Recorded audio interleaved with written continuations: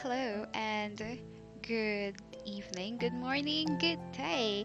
I am Jasmine, and today I'm going to be presenting the consistent inconsistency of Tim Minchin's song, hoping that at the end of my presentation, we are gonna be enlightened as to why I have chosen to have this title. But before anything else, I guess for now we are already familiar, or we have known about what had happened at the Oscars when a certain comedian um either said something which is like below the belt, or his jokes were taken too seriously. It depends on where you are looking from. So on that note, I have to ask, is comedy always funny? And if it is, how much is too much comedy? So please type in your answers at the comment box or the comment section below. I'm interested to see what you think about it. So, starting, let us know our man. So we have Tim Minchin. Tim Minchin is an Australian composer, lyricist, musician, comedian, actor, writer, producer, and even a director. And he was born in the United Kingdom, although he was Australian and grew up in Australia.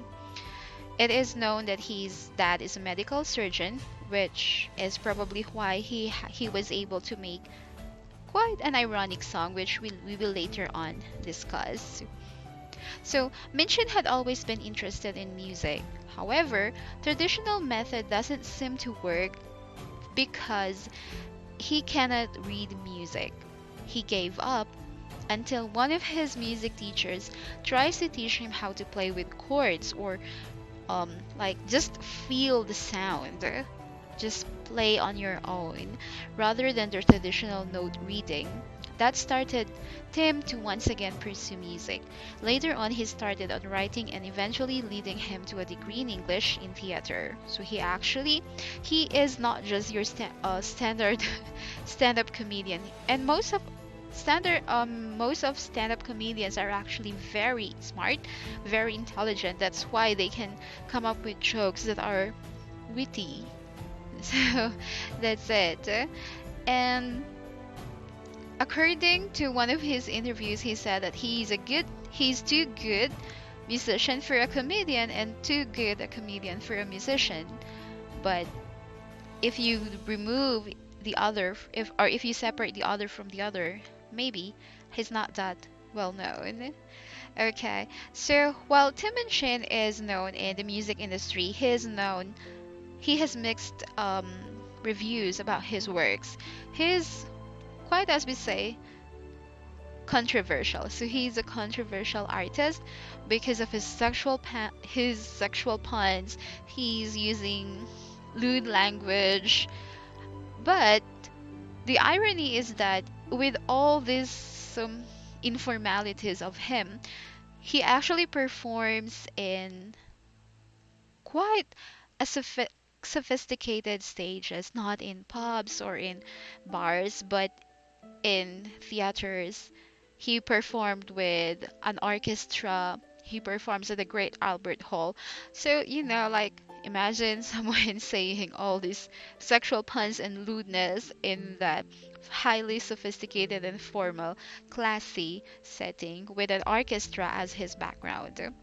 However, his image was changed when he created the songs for Matilda the musical. And with that, we have two prevailing themes or interrelating concepts about Tim Minchin's work. First, we need to look at satire and the reader response criticism. So, satire is the use of humor, irony, or hyperbole to critique something or someone, particularly in the context of political or social issues. On the other hand, reader response criticism is a new contemporary criticism that states that basically the text is incomplete unless the reader responds to it. This reader response criticism in literature focuses on how the text is interpreted and or experienced by the reader. It goes to say that no matter how award-winning um, a literary piece might be if it doesn't, or if it wasn't accepted by the reader, or the reader was like, I don't like this one, or I don't appreciate this one, then that particular text is not exactly a successful one. So now let's take a look at satire as being an adjective that can describe an author's tone. So an author can be humorous, band, or it's a banter, being sarcastic, satiric, and sardonic is quite equivalent to bullying, or you're now actually being rude. So here, let's talk about Minchin's general style. Personally, I think, and he actually wrote it in one of his songs, he's verbose and grandiose. Verbose in the sense that his his songs rather, are literal, what? Are lyric heavy. So lyric heavy means it has a lot of words that are stringed together, not because they are meant to be there, but it's just his style to just keep on talking. It's like a very talkative person not stopping to talk, even though the things that he's saying is repeated. However, being verbose as he is, he doesn't forget to use grandiose words. He's using a lot of highfalutin words. Honestly, I have to look it up because some words are quite not familiar with me. But you see how his wits are coming out. He's also known for his mismatching rhyme and rhythm. Like when he has a song that has a perfect rhyme and going the usual poetry manner, if you sense that one word was off the rhyme or off the rhythm, then you know that that is Tim Minchin's way of saying something funny or something off the topic is gonna be like, prepare for something funny or something that will deviate from the theme or from the feeling of the song. So here he actually wrote on his 3-minute song where the BBC had invited him to play during the break time and to also flog or advertise his upcoming concert. So here he was asked to, but then it is like a monologue talking like, oh no, that's the BBC. What am I gonna sing? I need to sing something nice, which is different from what I do. So here, but the problem with my particular over is that half my songs are 5 minutes and over. It's true. He has long songs, maybe to match the orchestra pieces. Orchestra pieces can last you anywhere from 15 minutes up. But his songs are just about 8-10 minutes, like that. And a lot of my songs have a bit of bad language, accepting it. And so I need a song that only goes for 3 minutes without no bombs or blasphemy in it. And a love little song specifically for the delicate skin of middle class Britain. Again, being Tim Minchin, he never fails to insert a gentle mockery on it. And without no pornography or politics in it, because he loves talking about those things. And he's a little verbose. According to the BBC staff who talked to him, he's a little verbose, so he needs to tone that down when he makes the song for the BBC break time. Which is like quite ironic. He did it, but he still used a lot of, his Tim Minchin style. Okay, and another one here, we'll talk about Tim Minchin's versatility because, oh, sorry, he can write really SPG related um, songs, from children's songs and stuff like that. So here on the first one, this is my body and I live in it. It's 29 and 12 months old. This can also actually be changed to the exact age he is whenever he sings or whenever we sing. It's changed a lot since it was new. It's done some stuff it wasn't built to do. I often try to fill it up with wine. So this is an admission of him being an alcoholic or ex-alcoholic. And the weirdest thing about it is I spend too much hating it, but it never says a bad word about me. So this part was just really being nice and sweet of him. It almost sounds like, is this a Tim Minchin song? Like that. However, on the other stanzas, it says, "This is my country and I live in it. It's pretty big and nice to walk on." Still, um, going nothing fun or controversial is happening here. But then, as Tim Minchin's formula, you go from good followed by good and sweet, and then there's a twist. And the bloke who runs the country, talking about the president, has built a demagoguery. I have to look this up. And taught us to be fearful and boring. And the weirdest thing is that he is conservative in politics, but really rather radical of eyebrows. Right? This is his style. He likes to put a funny twist onto what he really meant. And I think this at this time he is talking about Donald Trump being the president of the United States. So another one to show that he can be very versatile is his love song, a song specifically dedicated to her wife. So remember before that his dad is a surgeon. Maybe this is where the jargons come from or the inspiration came from. But would you, if someone sang a song, "I picked you up like a virus, like a meningo," there's the F word, "cocal meningitis, and you grew up on me like carcinoma, crept up on me like untreated glaucoma." Would you think it is sweet, or is it creepy or cringy? Or would you think that this is disrespectful for people who are actually suffering from these kinds of diseases? So again, the reader response or the audience response criticism will give the answer like whether this is okay or not. Some people like it, some people don't.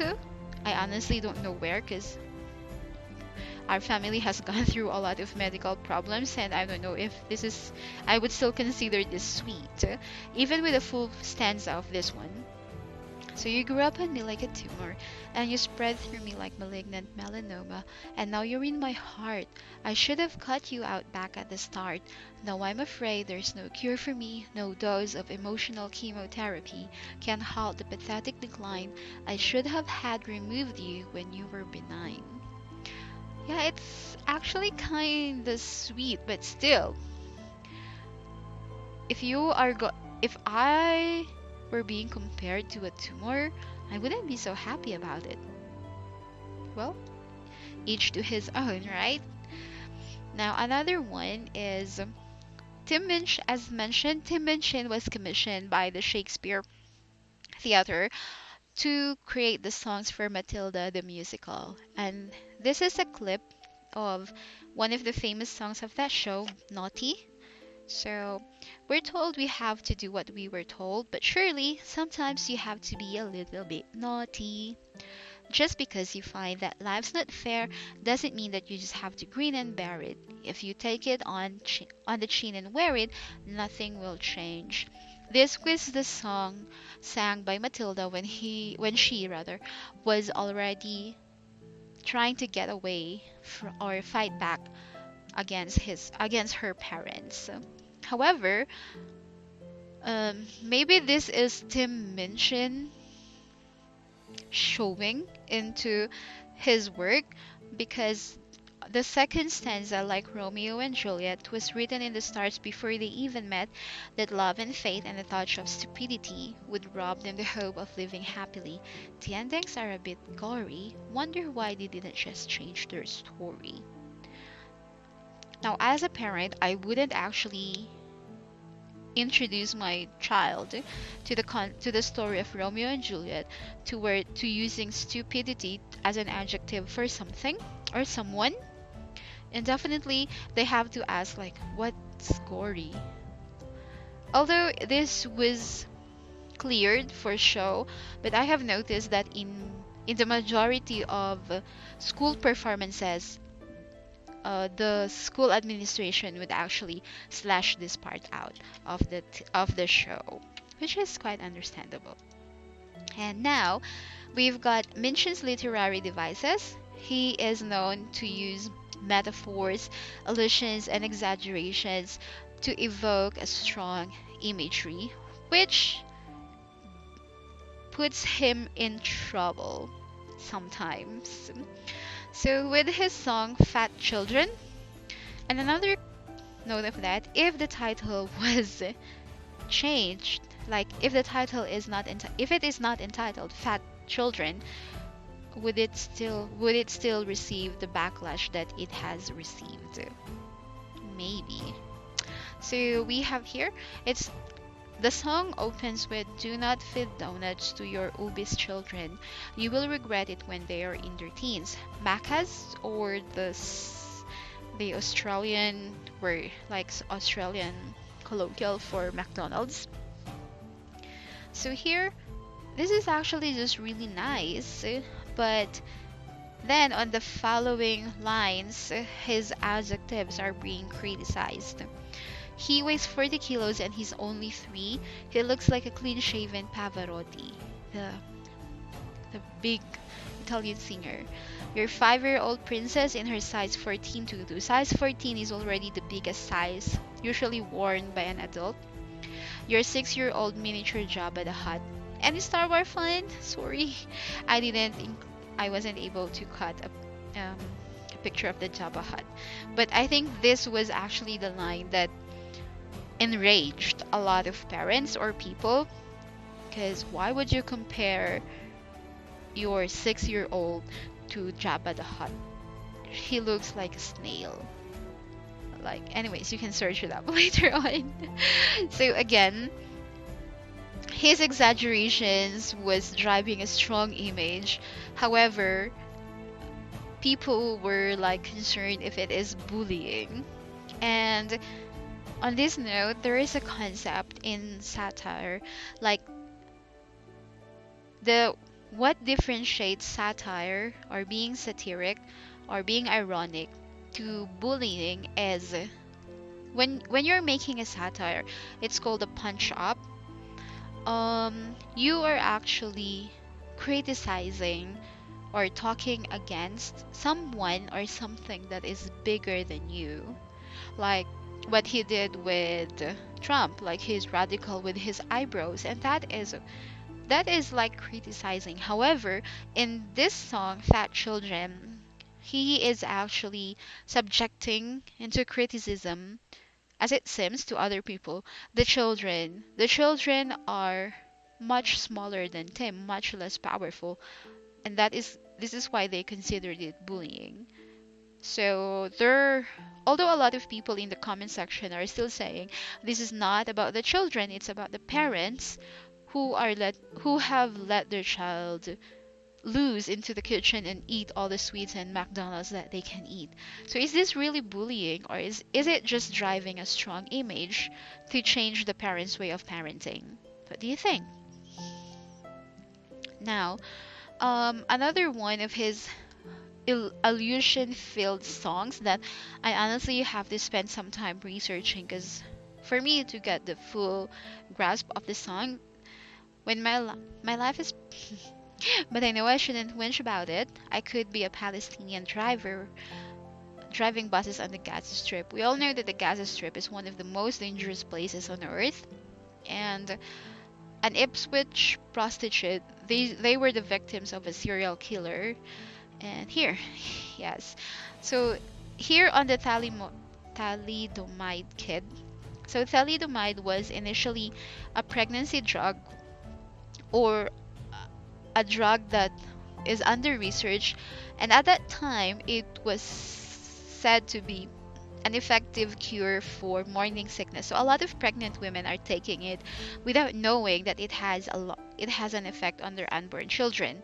It actually took a lot of more years of research before they finally realized that the cause of that defect among the children is by the um, the drug thalidomide, which gives the children thalidomide. So thalidomide kids have severely short, or totally severed limbs. So they are just head and torso, no legs, no arms. Or if they're lucky, they will have a little bit of it.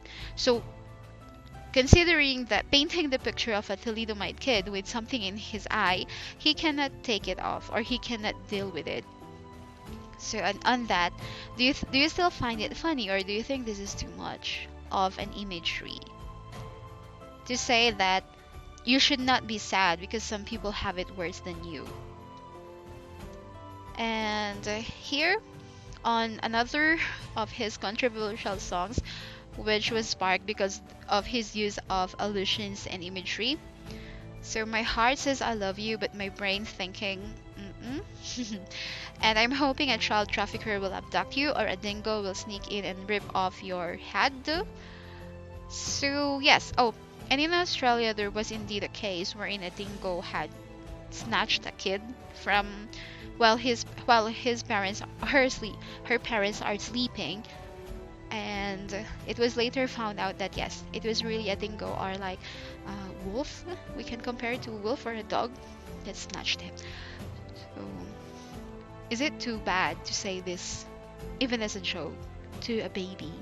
Like we all know that as parents, we are um, already frustrated at the end of the day, and at that point, our kids are not going to sleep.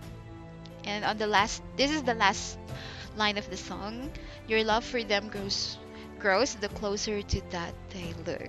Now this is literal. This is not literally them looking dead, but when they are sleeping, yeah, they do like that. And for that, this is a common feeling. This is also evident on the comment section of the YouTube videos that parents relate too much or relate so much about this song. However, there are few who are saying this is bad for you to like even wish, even if it's a joke, for these things to happen to your children. But realizing that, I remembered some of the lullabies that we sing. Hush, hush-a-bye, baby, on the treetop. When the wind blows, the cradle will rock. When the bow breaks, the cradle will fall. Down will come baby, cradle and all. That also paints a very deadly, gory end for the baby. But of course, it is not like on your face. But Tim Minchin style is like on your face. But so maybe that explains the purpose of a lullaby.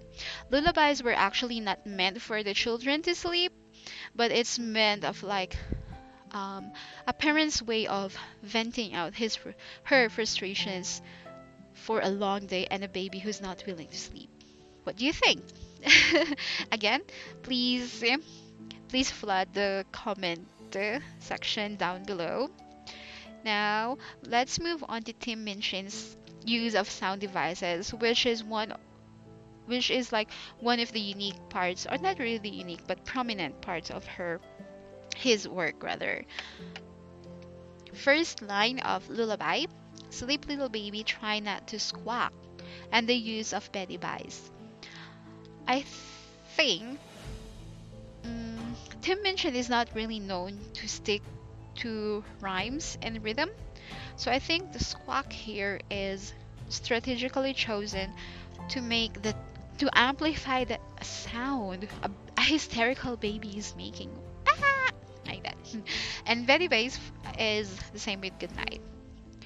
Now he's known for his alliteration, especially on this song, When I Wake Up in the Morning, like a lot of sounds, which maybe subconsciously tells you that he is being hesitant to start his day, even though he woke up at 11:47. And again, this particular part of his song is lyric heavy. There are a lot of songs that I'm not sure I know the meaning of, or I don't usually see them. And the funny thing is that here in the second paragraph, you can see here seems to be the perfect metaphor. This is actually talking about constipation, but in an artistic way. The timestamps highlights the roller coaster of emotions that a depressed person goes through. Like, yes, you feel like I'm okay, then oh, I'm not. I can fix things. Then, but at the end, you fall back to that sad place, and you just have to do something like 1 dot, put some pants on, 2 dot, go to the shop, buy some prunes and Panadol. Panadol is like a painkiller because he's super constipated. And again, as being versatile, this is actually one of the most wholesome songs of him. This is the theme song of Matilda when I grew up. I will be tall enough to reach the branches that I need to reach to climb the trees to get to you get to climb when you are grown up. It's just repetitive and almost nonsensical, right? But it makes sense, and this is Tim Minchin style. Being verbose and nonsensical with a sense. Yeah. And when I grow up, I will eat sweets every day on the way to work, and I will go to bed late every night. And I will wake up when the sun comes up, and I will watch cartoons until my eyes go square, and I won't care because I'll be all grown up. So typical of Minchin breaking the rules whenever he can. Like, I don't know if this is actually even child friendly, but maybe this is like giving or teaching the children that now you're a child, you listen to mom and dad. When you're a grown up like mom and dad, you can do what you want. But for now, you have to listen to mom and dad. Maybe that's the lesson or moral of the song.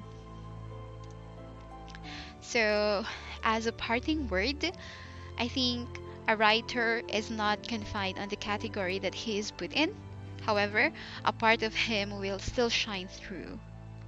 Furthermore, especially in our modern literature age, the success of a piece depends on the acceptance and reactions of the readers. So that's it.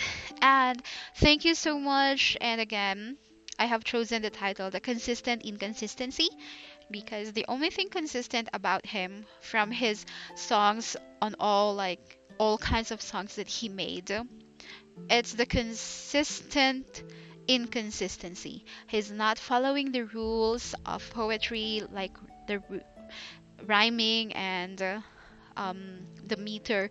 He's not following any of those. He's just writing as he feels. And that is the consistent part of him. So, again, thank you so much and let's enjoy the day. Bye!